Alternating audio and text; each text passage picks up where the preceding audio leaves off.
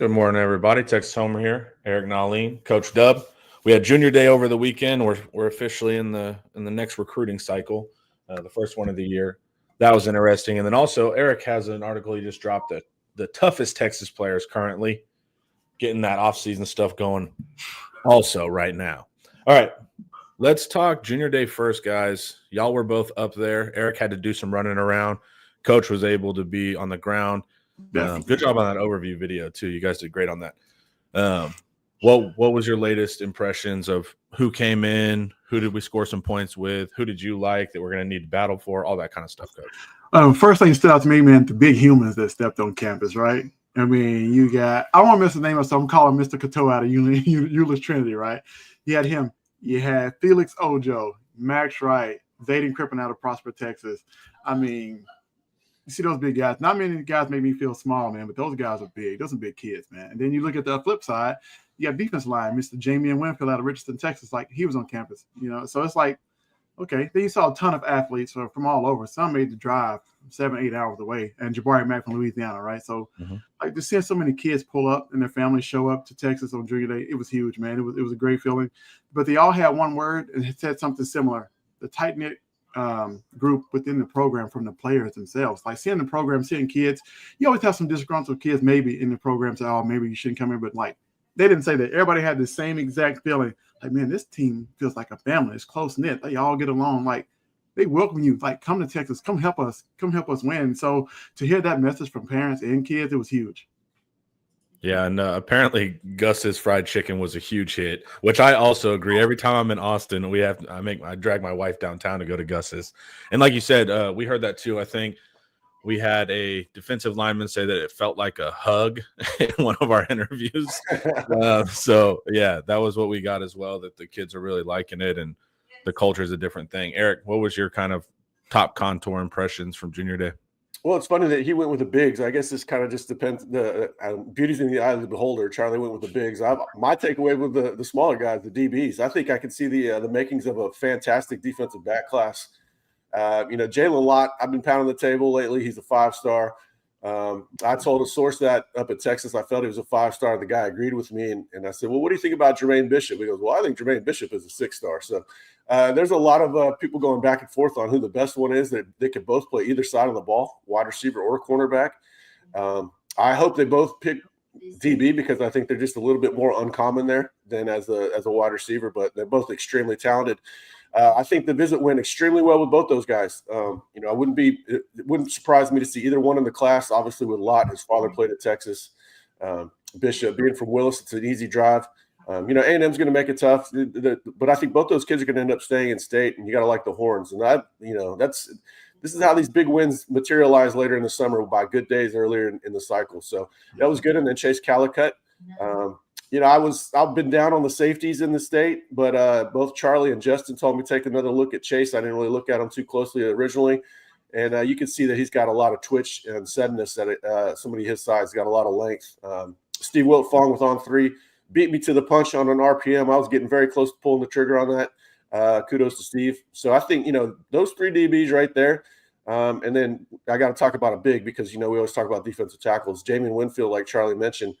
I really like the way that recruitment sets up for Texas. His parents could have moved anywhere in the country when they wanted to leave Mississippi and get a new environment, and they chose Texas. And if you come to Texas, there's probably a good reason you're going to pick Texas. Maybe the University of Texas is the best personification of the state as far as universities go. So I really like where Texas is with that one, and I think they did a great job with the mother. Yeah.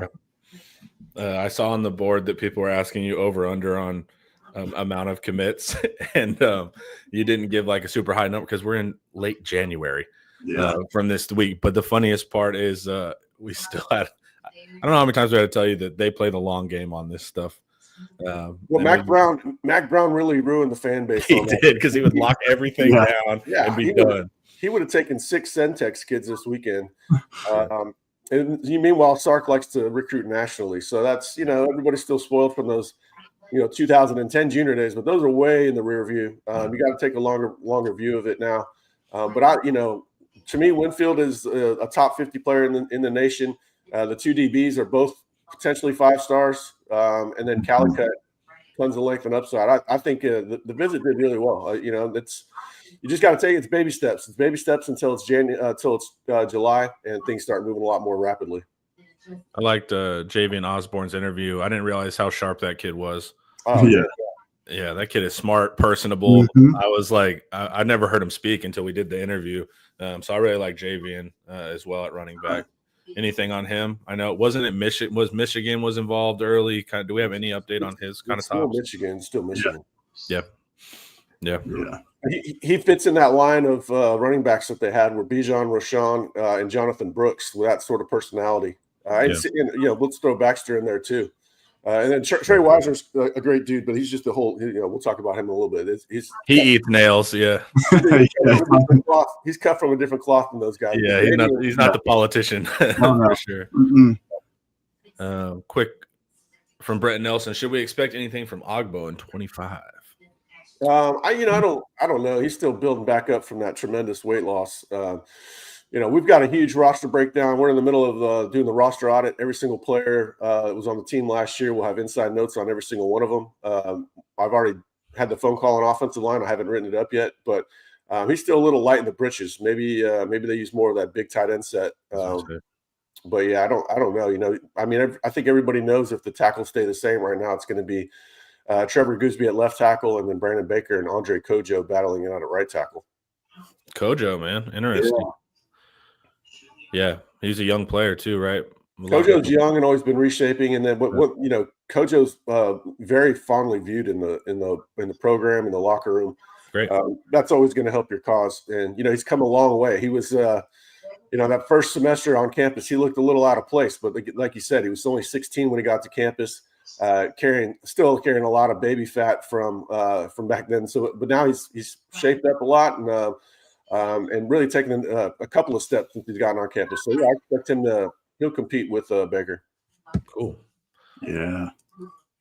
How much of an impact will it have that Sark wasn't at Junior Day?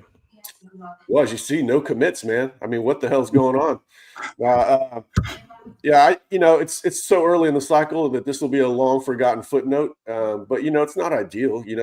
He's great in person with recruits, so it's a bit of a lost. It's a bit of a lost opportunity. But I think it's also not a coincidence that the guys that I felt the best about after the visit were all defensive players. I wrote about Bishop, Calicut, and Winfield. Those are all defensive players. But true.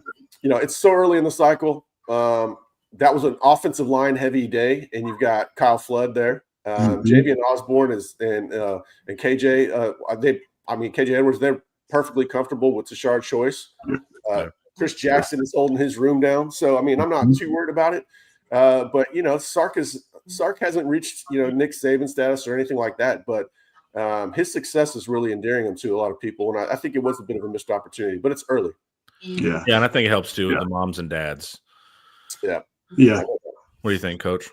Look, I didn't hear many kids mention about him not being there, right? And I don't think they focused on it as much because the assistant coach did such a great job pulling these kids into the room. And then you had the players involved, right? So not many kids really mentioned it unless they were asked about it.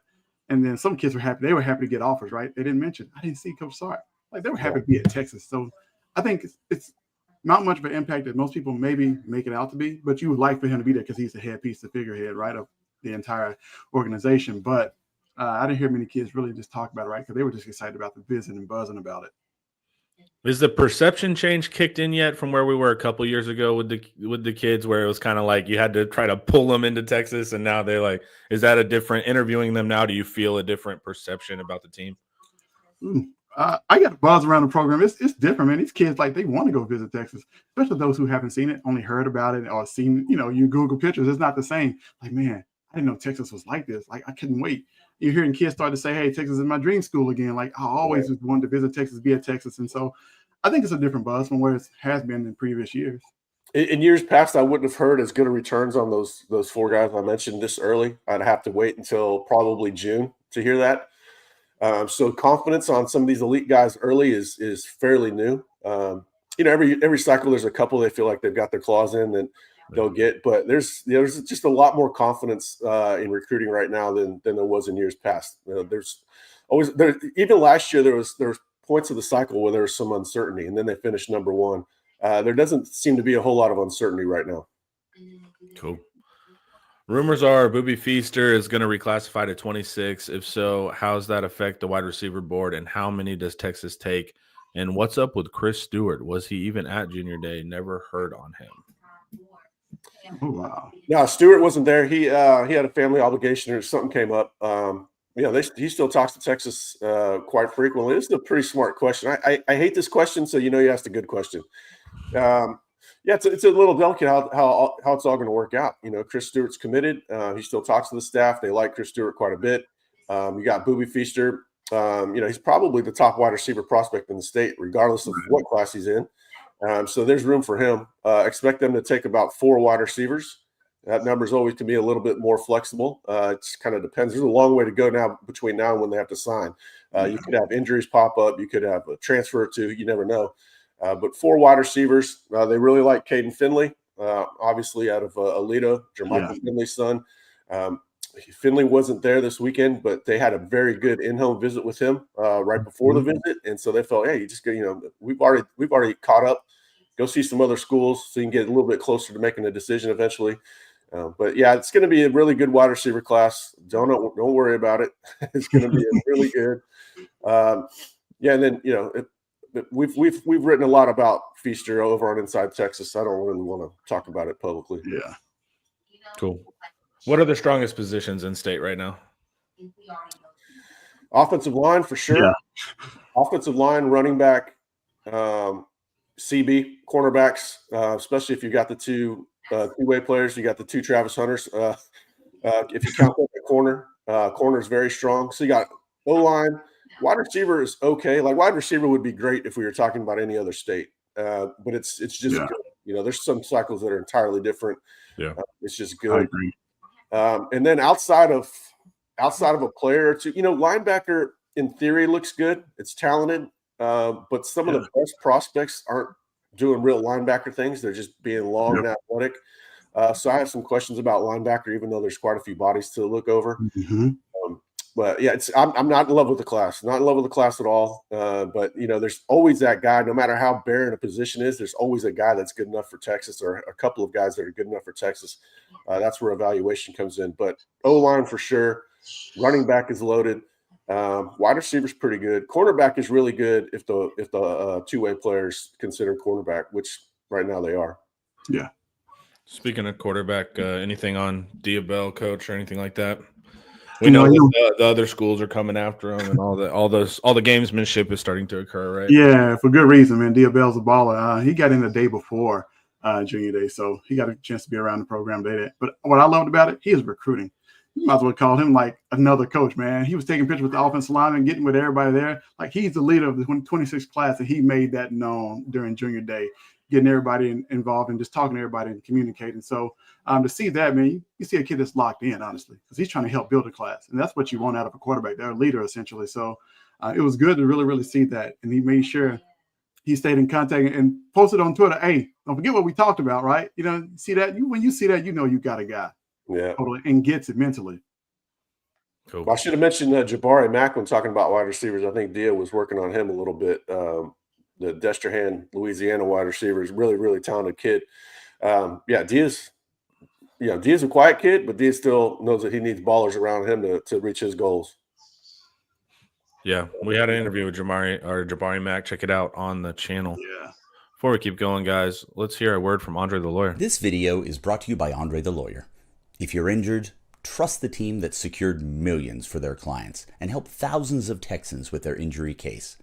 Car wrecks, slip and falls, 18-wheeler accidents, on-the-job injuries, and wrongful deaths. Don't let insurance tell you what your claim is worth. Hire Andre the Lawyer to fight for you. Principal office is in Dallas, but they serve Texans throughout the state. So don't wait and call Andre the Lawyer today at 214-444-8808. That's 214-444-8808. The contact information is in the description. Thank you, LC. All right. Let's see. Any word on the Georgetown back here? Nope, haven't heard anything there. We got one start above it. From Antoine's in the loop over here, buddy. Yeah, he is.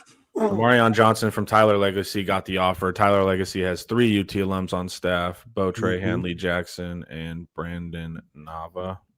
Yeah, he came with Trahan. Texas was by last week. He's a 2027 offensive lineman. Big old kid. Texas was by last week, spent a good amount of time with him. And that's kind of, a lot of times that's a precursor to an offer. They went and did some homework on him, liked their feedback, and then offered him at junior day. So he's a 2027. That 2027 O-line class looks damn good too. So yeah, you like it when the home state is producing that talent. It's going to make it a lot easier to recruit. They've got some big old tackles in that class. The kid out of Humble looked like $1 million too.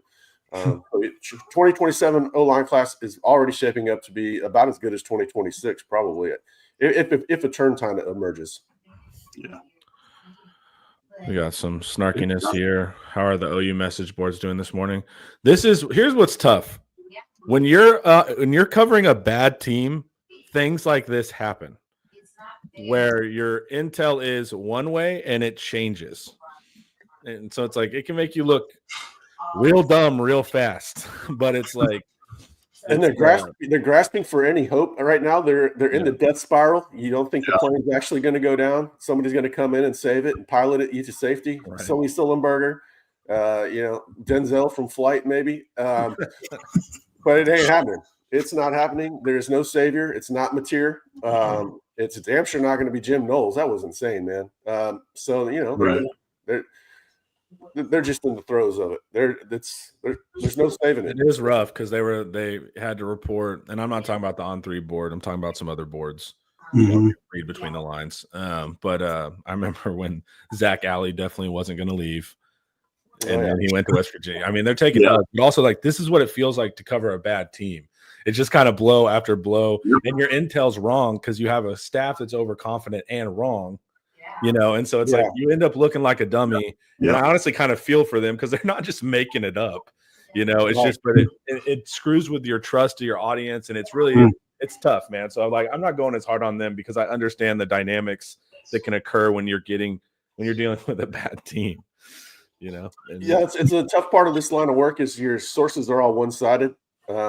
So you really have to do your best to get external sourcing. But a lot of times you just have to use common sense too. Like there's, you got another, well, that sounds a little too good to be true. The best defensive coordinator is going to come coach a team that's, head coach is on the hot seat. And the head coach is known for being controlling of his defense, and that's why Allie left. Right. Exactly. It would take a lot for me to report that. I mean, a lot. Maybe I would have to report it Saturday night after being out all day. I don't know. Yeah. But Penn State, interesting coordinator pairing there, right? He's one of my favorite. It's going to be interesting to watch Penn State next year. But it also seems like there was some turmoil, some headbutting with Ohio State about that too. There's a lot of. I guess the rumors are that he and defensive line coach Larry Johnson, who's pretty much untouchable up there, didn't see eye to eye. And that he and Ryan Day didn't see eye to eye either. So talk about, I mean, clearly they didn't. Would you go to Penn State? I mean, even if it's a cash grab, it's still tough to go. Right after winning it. Yeah. You just proved you could climb the mountain. Also, this is why Paul is so weird. Paul was talking about this weeks to months ago. And I'm like, Paul, how do you know the inner workings of like damn near every program across the country? I don't want to put Paul's business out there, but I bet Paul it's going to be something tied to Vegas. They got to, the Vegas people got to know all that stuff. Yeah, because Paul was like, I heard they were button heads. Like he told me that like weeks or months ago. And I was like, how would you even know that? Do you know that? Yeah, and then but somehow he does know it. Yeah, that dude's partially clairvoyant. Yeah, it's but yeah, he was right again. Also, he was the bringer of the Pavia news to us as well. So, I guess the betting circles are really on it. But, tough for OU. But, it doesn't really make sense when you have a kind of control freaky defensive coordinator. Why would you want to make that move? But it's going to be tough for OU. We should have brought in Ian for a special OU segment. Yeah, we'll make sure. I'll make sure to bring it up on Wednesday. You're going to love that. Yeah, he'll absolutely love that. The last deep dive we did was basically talking about all the problems they have internally. And because we know what that looks like, we're not just hating. All right. Any word on 27 Alex Herrera from Crowley? No, 2027. Oh my lord, Man, Antoine's on it, man. I'm Yeah, just he gonna is. hire. Should we hire Antoine to I cover? was gonna say, Antoine, just you Good let us Lord. know, dude. You let us know. Yeah. Crowley has some great kids over there. I know everybody talks about North Crowley, but Crowley has a few guys of their own. So I wouldn't be surprised if Gatewood did stop by. Crowley just don't have as many as North Crowley. So they're not talked about as much, but they got some up and coming guys over there. I'm worried about 2026, man. These 2027. There's only so many hours in the day. Yeah. All right, guys. We got team stuff, right? The toughest players. It's the time of year where I got to do lists and stuff because there's, they're not doing anything. This is very off seasony, but it's good. Also, that's what you can tell toughness the whole year round. You can't always tell who's doing the best at fall camp right now. All right. Do you want to just go down the list? Lead the way. Cool. First things first, not a shock to anybody at the running back position. We have Contravian Wisner. He is we've seen him on special teams smack guys. Not always the most talkative in interviews because, like we said, he kind of eats nails. An intense guy and a guy that's constantly had to prove himself. And that chip on his shoulder is there, Hey, you're undersized. Okay, well, I'm not going to run like I'm undersized. So what's the latest on old Trey? And yeah, he's impressed people from the moment he showed up. He always had really strong football characters, a really good eval from Choice. But yeah, sources don't know how he made it through the season because he had a run where he was getting a lot of carries. He had 59 carries in back-to-back games combined with Kentucky and A&M. That's a lot of carries in the SEC. Those are big defensive lines. And he was really beat up by the end of the season. A number of guys were, but Trey was mentioned. Obviously, they want to get some more weight on him to help him get through the SEC schedule more, and hopefully they can have some other running backs to share the load with him as well. Getting Baxter back healthy would be big. But, yeah, he's mentioned first pretty much no matter who we ask about the toughest guy on the team. And, these lists can be kind of silly, but I love them because toughness is so important in football, and you can understand how a player is going to endear himself to the coaches the tougher he is. Right. They tend to translate. Not always. Yeah, especially there's another one who's the fastest player on the team and also mentioned for toughness. So that just means we're going to see him more. He's going to get on the field when you have that. But Trey Wisner, no surprise, probably the toughest guy on the team. I agree with that one. Linebacker, Leonga Lafau, who was a staff favorite in the recruiting game. So yeah, always been super high on the staff was in love with Leonga. Part of it is that football character that he has. Something always stands out to me that I heard there's two types of athletes in Hawaii. There's football players and there's volleyball players. And Leonga is, of course, a football player. Everybody knows mainlanders know Hawaii is like this vacation destination, but it's a very tough place it's a tough culture, very tough culture. Yes. Leonga is part of that. He's always roughhousing, like playfully. And he's just tough, like runs downhill. But one thing we also learned while doing this was, one source said he's probably the best linebacker I've seen in coverage. And so that's one of the reasons they wanted to get him on the field more this year. David Benda might have been a little slighted on playing time. I think David, it was tough. He handled it well. Speaking of tough guys, David Benda. But yeah, Leonga is one of the tougher guys on the team. And, I think that shows up in the box too. He's still putting on weight, could get a little bit bigger, like a number of these guys can get a little bit bigger, but definitely a tough kid. Coach, what do you think about Leonga? Yeah, man. Look, I'm not trying to run down in a gap, and he's on the other side of it, man. Look, you see that guy got the ponytail hanging out? Like, that's some tough guys. Being at UNLV, there was a lot of guys, from the island over there. And so I know about some toughness. And look, if it's a brawl or football game, those are the guys you want on your team. That's all I'm going to say. Yep. Oh, yeah. The poly guys are overdrafted too.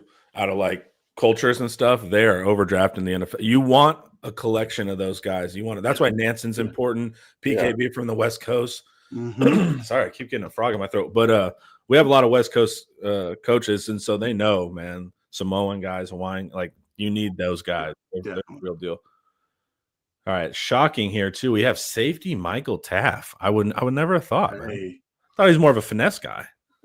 Oh man, if you're shocked, that's crazy, dude. That guy runs downhill and smacks into people. He doesn't he's often giving up a lot of weight. He doesn't always get the best of it. Sometimes he goes backwards or ends up on the bottom of the pile, but he's running in 100 miles an hour. Yep. Unquestionably one of the toughest guys on the team. And, when I think about that, you go back to a lot of times there's a stereotype of kids that go to these more wealthy schools aren't nearly as tough. Sam Ehlinger should have murdered that stereotype a long time ago, being from Westlake and one of the toughest guys in the history of Texas football. Tough kids come from all over. It's you either got it or you don't. You're born with it, or you're in an environment that promotes it. Westlake's got a tough football team, tough football culture at that school, and Taft is a very tough kid. And you can tell that he's tough because he's undersized. I mean, he's got his length is fine, his height is fine, but only weighing 190 pounds and running the alley in the SEC, you got to be a tough guy. So. Those three were mentioned by both sources that we talked to. All three of those guys were, I guess, unanimous, all tough guy team. Yeah. Hey, I remember watching film on him last offseason and didn't really realize, like, this dude really comes down like a missile. Like, he's not afraid of anybody. It didn't matter if it was Ollie Gordon or anybody else. Like, he's one of the first guys from safety all the way to the ball, man. Like, doesn't even think about it. Just like, I'm going, right? And so that's tough. That's hard to do. Yeah, he might have had a missed tackle or two coming down too fast this year. Yeah, he can, but that's because he's so game. Yeah, he's tough, man. There's no fear in that guy. He's going to try to tackle. He got trucked by a tight end or two this year. That's going to happen. Yeah, he throws. He leaves it all out there. But I think Blake Gideon does a really good job of promoting toughness in that room. I've never seen Andrew Makuba be nearly as physical as he was this year. So there's something going on in that safety room overall. Taft's also willing to give his life for the team that he's mentioned several times in interviews. And then he started giving other people's lives for the team, like Alfred Collins. And so then I said, all right. He's a stick in the spokes. It doesn't always end up pretty. The stick gets torn to pieces and all that, but you get the guy off the bike. He's going to slow him down. If he doesn't get him down, he's going to slow him down. But yeah, Taft coming back. It was fun to see Taft, Arch, Baxter. I think Manny too was at one point, but at the Texas A&M basketball game, it was cool to see that little group that's going to be important for our leadership. Also, hell of a game there. Everybody on Twitter, Rodney Terry was fired on Twitter. I can tell you guys, he was gone. And then that comeback, man, hell of a game. That was a lot of fun. 22-point deficit, and only time they led was when it mattered most, huh? Yeah. All right, then we got cornerback Warren Roberson. Yeah, buddy. What's the next there? Yeah, Warren. Toughness was part of the evaluation coming out of Red Oak. Kind of everybody knew that he's always called a dog. I know took some flack this year, had some special teams penalties, but what we hear he didn't even practice like the last month, last 4 games. He didn't practice because he was so banged up. But he was out there playing, out there on special teams. He runs down like a missile. We'll see if he can take it in and become more of a standard down player. But he's definitely one of the toughest guys. He's extremely well put together, and he's also very fast too. We haven't quite gotten the full fastest list down, but I wouldn't be surprised if he was mentioned in the top 10. Easily probably top 10, maybe top 5. So he's got all the tools, physical and athletic, and he's tough. Just has to become a little bit more consistent, and we'll probably see him more out on standard downs. This one's going to be fun. It's good for the algorithm here. Quarterback, Arch Manning. I know. I grimaced. I grimaced when I heard it because people go, "Oh, you did that for clicks." First of all, if I wanted to do it for clicks, it'd be a free article. But and he'd be number 1 on the list and in the title. Arch. This goes back, and this isn't the first time I've written this. It goes back to his recruitment. One of the sources I had on it that knew him intimately well as a prospect, we have to evaluate every last aspect of the player. Said it's the most underrated aspect about him is his toughness. And when you think about it, his uncles and his dad and his grandfather have been sacked a combined 1,100 times in the NFL. You cannot stand in the pocket and get teed off on and not be tough. And we've seen it in this limited playing time. That Mississippi State fade. On the sideline where he got popped and still threw that ball. Yeah, the Mississippi State fade. We saw him drop his pads running the ball a couple times. There's a couple times he could have looked for the sidelines. He's not looking for the sidelines. I know we see the polo, we see the braided belt, we see the pleats in his shorts, the khaki shorts, and we think that there's no way. It's all a trick. Yeah. But man, you got two statue uncles that stood in the pocket and got their bell rung countless times. It's to me, it's not hard. It's just kind of counterintuitive. You got a private school kid, frat boy kid, and so it's counterintuitive. But he's very tough, and it's going to become more obvious the more he plays. But like you said, that was a great call. Stood in the pocket, made one of the best throws of the year to DeAndre Moore. That tells you a lot. So I think that play probably caught a lot of people's attention behind the scenes about his toughness. Also, too, when you see him convert or anything, he goes to the sideline with the stank face, or he'll slime or something. Like, there's edge to him, man, and he's getting hype on the sidelines. It's he's a competitor for real. He's still a New Orleans kid. Yeah, you know, that's a Nola family, man. That's a Nola family. They know all the warts of that town, but they, that's the family. That was a fun recruitment because I learned so much about the Mannings that I if you just take it all at face value, but I learned a lot about them, and toughness was one of the things, and it's that's translated to he was one source. He was a second player name. Cool. After Trey Wise. Mannings are interesting because they do this great job of being like super friendly and funny on their camera facing side, which is true too. But also they don't play around with their teams. Like, they get on to guys for real. Most definitely. I want to when Arch is too young, but like Arch in 10 years is gonna be funny when he's getting on to guys. Like the story with, I guess, like Dallas Clark and Peyton or something, where Dallas Clark didn't want to catch it with two hands or something. There's a lot of fun Peyton Manning stories that I want to see if Arch goes into. Safety. Safety, Jordan Johnson, Rubel. Yeah. Well, you got to be tough when you're a box safety. At times Taft is in the box, but he's also hanging back deep. Jordan, I think, is probably going to be a boundary safety eventually, but also plays at star, where star you got to be tough. We saw Jahdae Barron always play through injuries. Gilbo probably could have been on this list. He mixes it up a lot at star, but yeah, he's and again, it goes back to that safety room. I think Gideon is doing a really good job of either evaluating for toughness or promoting toughness, maybe a little mix of both. Yeah. But also, I think Jordan Johnson Rebel grew up playing running back. That's gonna, help your toughness as well. So, haven't seen a lot of them yet, but he's gonna have a chance to become the fourth safety this year, or maybe even play some star. But again, he's got intelligence and he's got toughness.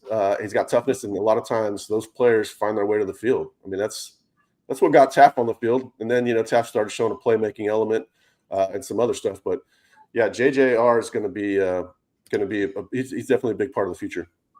Yeah, I agree with that one, man. Just knowing him and the family, how he grew up, like, you got to be tough, right? His whole family's tough, even the mom. So he's just kind of instilled in him, man, early. Good stuff. And then this one I was interested in because I'm always interested about any kind of like speed skill guys and how that translate.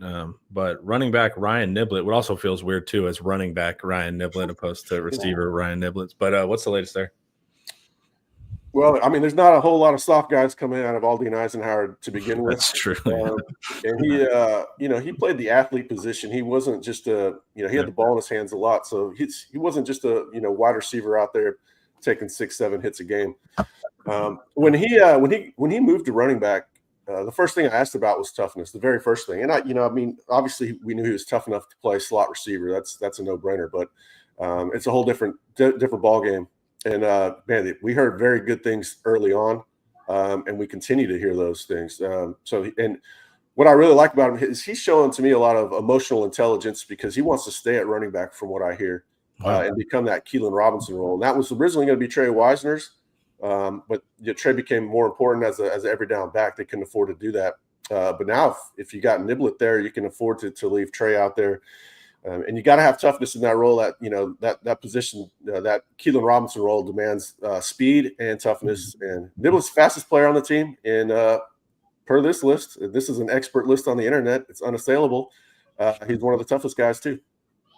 Hey. So officially, he's the fastest on the team, huh? That's what I hear. Yeah, he had a lot of speed graduate. One source told me that he was fastest last year. I said, I heard Isaiah Bond. He's like, man, Niblett's the fastest guy on the team. So. That's always fun, because all the players just, no one will admit who's the fastest, and their times tend to increase a little bit than what their time actually was. Being the fastest matters deeply. Well, this guy, I had somebody told me that Niblett hit 23. Now, this was not in pads, obviously, But if that's the case, and that's the fastest number I've heard at Texas, maybe I don't even think I heard Xavier Worthy getting a 23. Now, I'm not saying Niblett's faster than Worthy, but yeah. So C. Gaddis asked, what is Niblett's 100 meter? 10.41 was the fastest I ever saw. And I think that was his junior year. He was, I don't think he ran track his senior year. So, he's probably would have been a 10.3 guy on a natural progression. Wow. Him wanting to stay at running back, yeah, that's a good mental eval thing. See, that's why these lists have value. It's a whole lot. I don't just list the guy's name and, you go from one name to the – we're adding detail. We're adding the reasoning. And the reasoning, there's context for what, tells you a lot about these guys, not only, where they're at right now, but where they could potentially go. So Niblett, one of the fastest guys, one of the toughest guys, that guy's going to be on the field. Right. Absolutely. All right, guys, before we keep going, let's hear from Laura Baker. Hi, I want to tell you about Laura Baker. If you're looking for a new home in the 512 or even at this point, let's face it, 737 area code, there's only one number to call. That's Laura Baker at 512-784-0505. As a member of the elite Andy Allen team with Keller Williams, Laura has helped Longhorns find the home of their dreams in Central Texas. Just ask our resident sex symbol, Ian Boyd, who moved all the way from Michigan to Texas with Laura's help. Laura can help you find what you're looking for in the 512, the 737, or even parts of the 254 and the 210. Just, give her a call at 512-784-0505. Her email is in the description as well as the rest of her contact details. She's a friend. Give her a call. All right. You heard it here. Eric said at the NFL Combine, Ryan Niblett will break Worthy's record. How about Worthy last night, huh? Yeah. Little Calvin Johnson, huh? Climbing the ladder up. And I was like, he's making contested catches now. I don't know how he caught that one. That was always their critique, right? He doesn't climb the ladder, even though you can jump out of the gym. And now here he is getting the best out of him. That was great. Yeah, that was awesome. It's fun now that we're actually seeing our players do some good work. Do good work at Texas and in the NFL. It used to be they did nothing at Texas, and then they'd go on to have great careers, and we'd be confused. So excited for him. Kenny Joe asks, do you guys think Texas will take another running back with Blue leaving and Texas's struggles with short yardage? Man, I think they should. I don't know if they will. Eric will know that better than me, but I vote yes to bring him back. I was surprised that they didn't take one in December. There's a couple of good ones. The kid that left USC from Manor. Where did he end up? He ended up at Tech. Did they ever look at the ULM back, Hardy? I think he went to Mizzou. I never heard his name. I liked him though. There were a couple guys that, were very productive, but then I would go watch their traits. I'm like, man, that doesn't really look like somebody Texas would like. I went into December thinking they would take one. I went into December thinking there was a good chance that Jaden Blue would depart. I didn't know if that meant for portal or NFL or what. But Choice has kind of said he's good with what he has. I think they feel really good about Baxter returning. What I'm doing on the roster audit right now, and I wrote running backs the other day, is they feel like everybody's having, all three of the main guys with injuries are having really good rehabs. So maybe that gives them some confidence. But there's also another spring window. They're trying to go big in spring, and so that could be best player available, could be a running back. I think they need another one, but maybe they want to see how spring football goes before they decide that. I can see that. Coach, how do you feel? You want to run back? Yeah. I'm much like Eric, but maybe they want to see what Gibson turns into. Right? He's a bigger body. Right? You saw him early in the season. He was running downhill. He always falls forward, right? So with another offseason maturity, growth, development, man, maybe he becomes that short yardage back. Yeah, right? Can do a lot. They love him. I did a running back roster audit on Saturday morning. And sources love him. Think he has huge upside. Just has to start running with a little bit more assertiveness, a little more confidence, and that comes with time. Happens with a lot of running backs. Yeah. He's got to learn the nuances, blitz pickup and protecting the football. But they're super high on him. Right now, I would probably bet that he has the most carries out of anybody next season. But we'll see what happens with Baxter, and of course you have Wisner. Wisner's already proven that he can carry 33 times against Texas A&M. Yeah. Hell yeah. Yeah. And I want to see Clark get healthy, man. Definitely. Clark's probably the most intriguing back on the roster to me right now. Well, that's a tough injury to come back from. It He's definitely put on some upper body weight. He's been a little limited in what he can do in his lower body, but he's noticeably put on some muscle up top. He was probably the most dynamic running back. Now, when I say that, that doesn't mean he's faster than Jaden Blue, but as far as making something out of nothing, Christian Clark showed the best traits out of anybody. We talked about it on this channel. But coming back from Achilles is always a huge question mark. So we'll have to see how he does on the field. I expect to hear him, running fast times and straight lines and all that. But we need to hear about how he's moving on the field before we have too much confidence. Yeah, Good point. injuries are no good. Yeah. Does the Vosick injury mean more spring reps for Lance Jackson or Zena? What's the Vosick injury? Didn't he having shoulder surgery? Oh, I didn't hear about that. I'll have to check. Yeah, he needs to. I mean, that guy needs to stay healthy so he can have a full off season. That's kind of the issue with him. I mean, you'll just put more. I would put Zena in there. They love Zena. They love him. Nobody ever talks about these poor Umeozulu brothers are so talented. I know they're great athletes. Oh man, they love Zena. I can see Zena playing either side. You think Zena would be strong side? He could play either side. Could he? Zena's really good. He's a really good pass rusher too. So Vosick and Zena are somewhat similar as far as the versatility and both can get after the passer. Zena's not as physically filled out yet, but man, you go see a picture of Zena. His neck, your body's always going to catch up to your neck, and it's he's turning in the right direction. I'll have to check on Vosick and that shoulder, man. I hadn't reported that, so I don't. I'll have to see what my own sources say about it. That'd be unfortunate. And maybe that's why they want to trade more backs as much as they did. Yeah.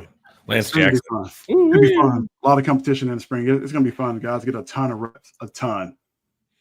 Yeah, they're going to be fun. They're going to rotate a lot of those guys. Lance Jackson is too good to not play. It's just a matter of how does he fit in. He could maybe be an interior pass rusher on third and long. Who knows? But Ethan Burke's going to play a ton. Trey Moore and Colin Simmons. It starts with those three guys, and then Vosick missing time that's unfortunate. Hopefully he's not on the Brian Pickrell trend line where we never saw him play just due to injuries. Nick Townsend needs to be used as our short yardage back. When did Vosick even get hurt? Because he was playing in the national. He was playing in the National championship game. That's just going to be something. He was playing it. He was playing with it. A lot of guys were playing. Cam Williams had to have a minor scope on his knee. I bet you I would be shocked if Vosick isn't healthy for spring game or for spring football. We just saw him playing against Ohio State. Yeah. Someone reported it. I would give him credit if I could remember, but it was something on Twitter. If you guys got it, let us know. So Nick Townsend. Eric's down. If you can get Nick Townsend on the field, I think Eric's He's down. going to be on that toughest guys list, I'll tell you that. Yeah, get him and his long ass towel out on that field. Nick, Nick, I saw Nick in December. He was down to 225. He started the season at 235.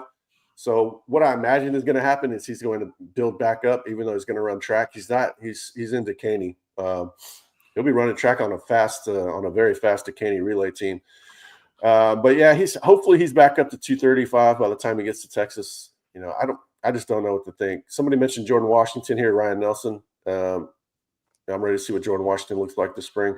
Yeah, everybody is. He just has to block better, but really good receiving traits. Jordan Washington's the top tight end for sure. But hopefully, I don't think it's going to take Nick too long to adapt to college football, but he does need to get bigger and stronger.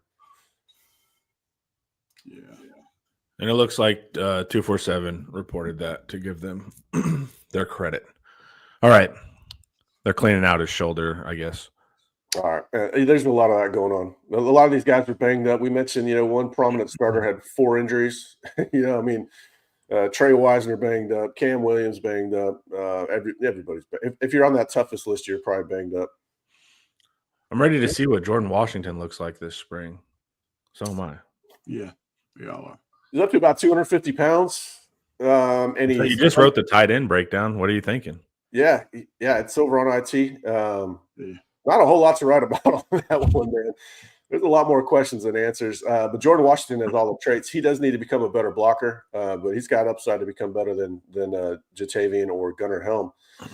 I think he's going to be a good receiver. This next year. I'm not really worried about that, but how is he as a blocker is going to be a question. So let's get a good spring out of him. He'll get a lot more reps than he has before. Good head on his shoulders, big frame. I think he has the physical intent, but having that intent and being able to deliver on it are two different things. And we clearly were in the market for the Purdue tight end that went to Ohio State. So you think we're still in the market for a tight end come spring? Yeah, I think so. But again, I think a spring addition tight end, a guy that's just been, maybe experienced and a decent blocker would be perfectly fine. Right. I'd be happy with that. Somebody that raises the floor in that room quite a bit. But I'm also fine with them waiting till spring because you want Jordan and you want Spencer Shannon to get as many reps as possible. So I want a fifth-year grad transfer blocker from the Midwest. They can learn the offense in 4 seconds and is just mean. I'm with you. Yeah, I'm with you. 260-pound guy who, just has done it before. Right. Yeah, that's what I think. Yeah, and you give maturity to that room as well, right? So you don't have a ton of older guys in it. Yeah, losing Gunnar, I mean, you're losing your leadership there. So yeah, that room is it's I don't know, man. Banks is such a hard guy to figure out. That I would have thought he would have that room absolutely stocked with studs. But he's helps out with recruiting elsewhere. Maybe somebody should give him a little help at tight end. He's always helping everybody else. That's true. Coach, who's that tight end that's like reclassifying? And I think he's out of maybe California. Out of Modern Day. Mark Bowman. Yeah, what's up there, man? Mark Bowman has always liked Texas. Mark Bowman actually knows Gunnar Helm pretty good too, because before Bowman moved to Southern California, he's from that neck of the woods in Colorado. So I think Gunnar's a good help there. The offense is a good help there. Back-to-back guys getting drafted, back-to-back guys having over 50 receptions. Tight ends like that stuff. So yeah, we'll see. Now, when I saw Mark Bowman last spring, I guess it's been a year, and these guys can change a whole lot in a year. Don't get me wrong.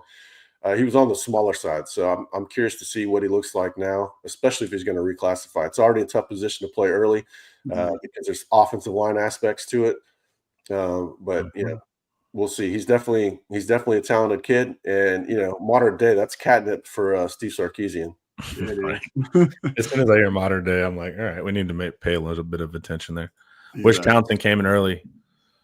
Yeah, us too. Yeah. But also, what's he doing this offseason? He's going to drop weight. What sport's he playing? He's track and field guy. Oh no, Yeah. He's going to drop 15 pounds. Luckily, it's just the sprints, and you can maintain muscle with that. There's a reason those sprinters are yoked up. Yeah. True. Yeah, he ran track last year, and he was 235 in August. But when I saw him in December, he was noticeably smaller from before. But the guy's a freak. He's going to put on weight in a concerted effort once he gets on campus. Yeah, it's a little unfortunate, but he'll catch up. Trevor Gooseby didn't enroll early, and look where he is. Yeah, That's a good point. And Kelvin didn't enroll early, did he? Can't remember. Kelvin Banks. I don't think he did. Yeah, that's why I thought it was even weirder. Where we were like, all right, he's just that good. Yeah. I'd be interested in finding any certain high schools in America that specialized in training their tight ends to block. I mean, you're going to have to go to like the wing tee. You're going to have to go to some like run to survive offense. We don't have skill players, so we got to run this. Yeah, it's because that guy's an athlete. They're trying to get the ball in his hands. Yeah. They're playing. There's also no blocking version of 7-on-7, so the tight ends get all their off-season reps running routes and not blocking anything. Yeah, that's tough. I'm about to go to East Texas. Justin probably love that. Go to East Texas high school to find it. Yeah. I thought it was going to be Spencer Shannon. He looked like a good blocker, but he's so big and long that he's got to get stronger and kind of get in better control of his limbs. So yeah, I've beat this dead horse at the end, but like I don't like 6'7" tight ends because they're not offensive tackles. They're not 300 pounds of weight. It's not proportional. Yeah, they're gangly and weird, and they're easy to get inside of whenever their arms are like that. So it's like, man, just give me some like. That's why I love Townsend. Townsend's 6'3.5". Because you want to keep your movement skills too, unless you're one of those basketball freak tight ends that are running seams the entire time. But yeah, to be a complete complete tight end, I think there's diminishing returns on height. Yeah, Yeah. I agree. Yeah, and it's just, I mean, catching touchdowns is fun. And that's what it's about now, man. it's about. Like, that's what tight ends care about. It doesn't. It seems like you get these accidental, like true H backs that are like, the stereotypical walk on that like had to prove himself, that kind of stuff. It doesn't seem like we make a lot of like true blockers anymore, or the offense is even really pride that. So that's a little bit tricky. Someone got mad at you, Eric. He said your list is a sham because Anthony Hill and Colin Simmons weren't on it. Colin Simmons, huh? Yeah, I mentioned Hill in the opening. I was surprised not to hear about it. He played through a lot of injuries, and I wouldn't, I damn sure would not want to mess with him. It's definitely not about who's the last guy you want to fight. Not necessarily that, but I think even Hill said Leonga was the toughest guy in the room. Yeah, I don't know, man. Hill's tough. I think part of his playful demeanor probably works against the toughness reputation. Yeah, but whatever he's doing on the field, he's talking because like he's constantly getting into it. But then you meet him in an interview space, he's like a Labrador Retriever. He's like super sweet and engaging, yet he's like clearly saying some wild stuff to people on the field because they get hyped up. Anthony Hill is What if he's saying what he's telling us he's saying, but the people on the field are taking it like us and thinking that he's really talking trash? Yeah, that it's like psychological warfare. Yeah. When you interview with him, he's like super engaging and smart, and then you see on the field, people like trying to punch him in the face. So it's like there's clearly something going on. He goes to the Alex January School of Mental Warfare. We need to get him mic'd up. Yeah, That'd be awesome. Yeah. And also, I too think with these kind of like toughness lists, it's kind of like they don't want to sit there and name like all the 5 stars because that's like you want to find like who's giving you value, right? Who might be the 3-star that's having a true impact because of mental eval. So it's like it doesn't always feel like it would even be fun to be like all the toughest guys on the team are 5 stars. It seems like you would need that, and also I think the mental eval would kind of self-select for the quote unquote lower ranked guys at times because they needed that mental eval to evolve to get to where they're at. Yep, fight for everything. True, play tight end and middle linebacker, reran Veer. So I always told the other tight ends to go in because I was tired from defense. Yeah, that's what you need. You need the wing T kind of tight ends. We'll see if we get them. They haven't wanted even one, so I just for whatever reason it's not the archetype that Sark likes. King Kunta, if we can't land a speedy veteran wide receiver in the spring portal, who's wide receiver 3? That's no way to think. They'll land somebody. Yeah, that's the goal. And whenever Texas has the goal, they accomplish it. Just never fast enough for people, but yeah, they'll have one. I mean, right now, if they played right now, Parker Livingstone would start. Okay, like more Wingo Livingstone. Yep, and Livingstone is fast. Not white guy fast. He's fast. I know we always have to talk around that. Like, guys, he's actually fast. We're not just like he's fast for a white guy. I heard he had the 4th fastest miles per hour on the entire team last year. Yeah. So and I like it. Multi-sport athlete, baseball player. Like I like a lot of that. See, I wish he would have ran track instead of baseball. So he ran track his sophomore year, ran a 21.69 200, which is cooking at his size.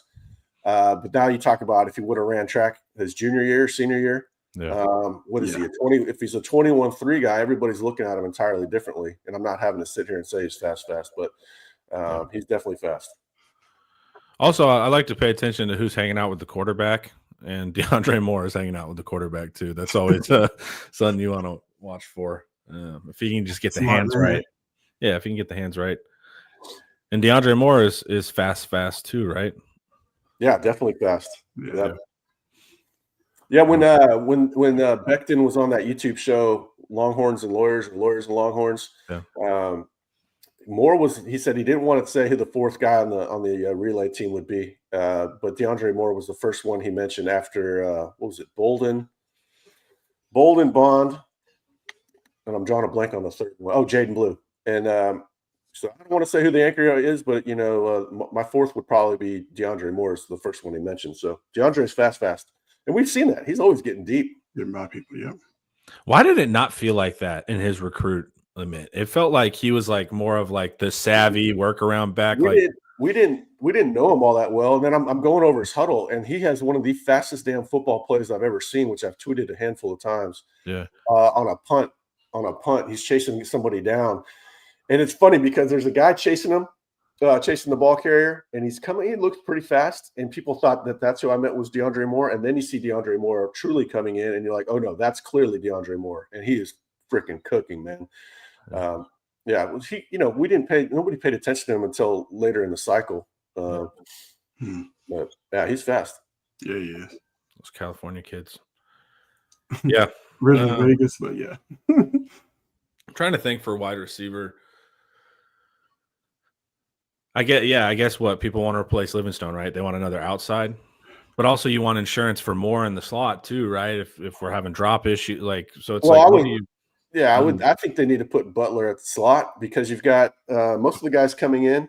You got Livingstone, who's clearly an outside guy, right? And you've got Khaleke Lockett and Jamie French, who you probably want outside. I think French could play in the slot too. Don't get me wrong. And Dalen McCutcheon, who is probably a slot too. But I would put Butler. But I don't know. With Butler, you might just put him at whatever is the quickest place he can adapt. That's kind of the thing right now. He's still getting on the same page with the quarterback. But really, really, really electric athlete, really, really good hands. The unfortunate thing I heard about DeAndre Moore while doing my research for the audit was that he's on the jugs machine more than anybody on the team, and it's not even close. And of course, he's the one that has had the drop issues. So obviously, the jugs doesn't replicate games. You're not tracking the ball over your shoulder or whatever. But he's definitely putting in the work. He's Steve Largent fast. He's a what? Is he Larry Bird fast? Yeah, Larry Bird fast. Yeah, all the code for white guy fast. Wait, is this a thing? Are people actually staying on Blue Sky, or are they just emotional right now? And it's going to be the next thing that disappears in a month. I have no idea. I haven't been on Blue Sky. IT will go wherever the UT fans are, but I'm not going to waste my time. I was told Threads was going to be the next big thing. Yeah, I remember we all hop on Threads. Yeah. So I want to see what these people are done when they're done being emotional. Hey, if the audience gets established somewhere for Texas football, we'll be there. Yeah, we'll be there for sure. But I think most of these Blue Sky people are going to be back on Twitter. Yeah. It's interesting technology, though. What they do behind the scenes is interesting. What, Blue Sky? Well, they're doing some open source stuff. They're kind of changing how it's privatized. So it's interesting, the technology side of it, not just the political aspect of I'm going here, but actually like what they've built is interesting. Well, they're basically copying what Twitter did, right? Isn't it? Well, and they're also building a TikTok competitor as well. But like they have a system where it's all in the same ecosystem. So if you post on one, it like auto populates to their other ones. So it's like it would streamline and make it much more efficient than having to go to Twitter, go to Instagram, stuff like that. So that's why I think it's interesting. I think you could already do that on Facebook or so. I don't know, man. I don't know. We'll go wherever the UT fans are. Yeah. All right, guys. Fun Monday. Yeah. Excited for Junior Day. Recruiting's fired back up. Time to get locked in. Time to panic that we're going to have the number 50th class. All the good stuff, guys. I'm really excited. And also we got toughness lists. Yeah. Hey, Eric, next week, let's get a leadership list. All right. Let's get a leadership. We need to save that for the offseason. We need that for June. Don't fire all your bullets. I think we'll do fastest. Fastest is more fun. Oh, the most controversial thing you can ever do amongst the program. You saw strength and conditioning didn't want to name the fastest guys because it causes such a strife within the program. Yeah, we'll do the work that Torrey Beckton's afraid to do over here. All right, fans. Thanks for hanging out. Eric, thank you. Coach, thank you. And hook 'em, y'all.